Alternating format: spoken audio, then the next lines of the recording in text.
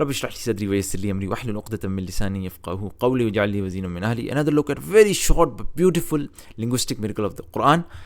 This is the story of when Prophet Moses was sent to the Pharaoh, this is chapter 7 verse 103.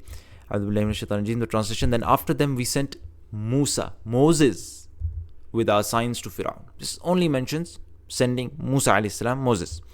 However, Surah Yunus chapter 10 verse 75 says, then after them we sent Moses and Aaron, Harun alayhi salam, to Pharaoh.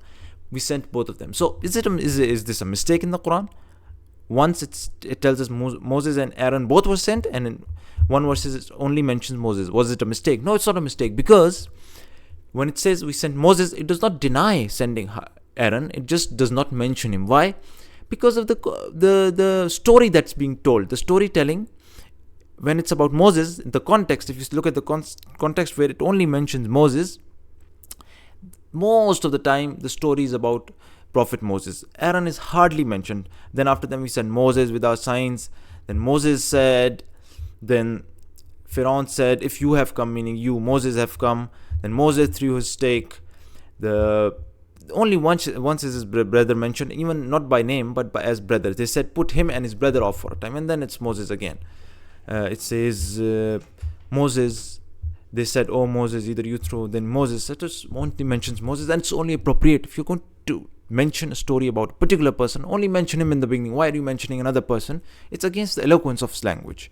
However, Surah Yunus, where Moses is mentioned with Aaron is mentioned much more than he was mentioned in the previous chapter. So then after them we send Moses and Aaron to his chiefs.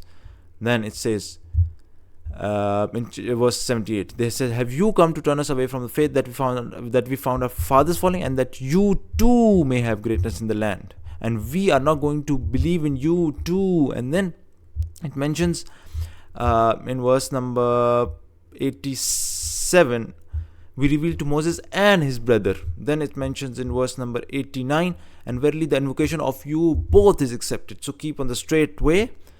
And so it mentions Aaron along, both of them. So it's more appropriate to mention both of them, Moses and Aaron. This is the beauty of story, isn't it? When you're going to mention a story about somebody, if you're going to mention a story only about Moses, only mention him in the beginning. If you're going to mention both of them in the story, mention both of them in the beginning. So both of them remain in the mind of the reader while he's reading, that there are two characters here and there's one character. This is the beauty. It's not a mistake in the Quran. And that's why it's important to study these things in detail, because they're also important for not only showing that the Quran does not have mistakes, rather it reveals those beautiful gems. And of course it can also be a helpful tool for those who memorize the Quran, and hopefully those who know Arabic. May God give us that ability to learn Arabic. So this is the beauty of the Quran, that shows the divine nature of its language. So may God give us complete conviction in the Quran as the word of God. Subhanakallahumma wa bihamdika ashhadu an la ilaha illa anta astaghfiruka wa atubu ilayk.